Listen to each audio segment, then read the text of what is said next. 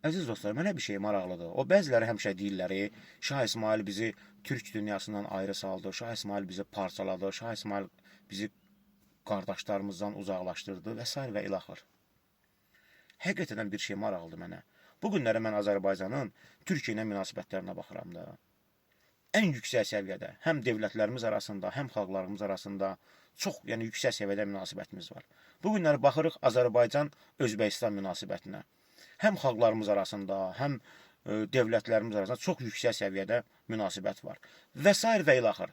Türk dövlətləri ilə münasibətimiz yüksək səviyyədədir. Hətta o səviyyədədir ki, o türk dövlətlərinin bir-biri ilə münasibətindən Azərbaycanın onlarla münasibəti daha yaxşıdır. Yaxşı, sual çıxır. Şah İsmayıl bizi necə uzaq salıb ki, Şah İsmayıl bizi türk dünyasından necə ayrı salıb ki, bu günləri biz Azərbaycan türkləri olaraq, Azərbaycan xalqı olaraq bütün türk dövlətləri ilə çox yüksək səviyyədə münasibət saxlayırıq. Hətta o dərəcədə yüksək ki, onların bir-birinə olan münasibətindən daha yaxşıdır bizim onlarla münasibətimiz.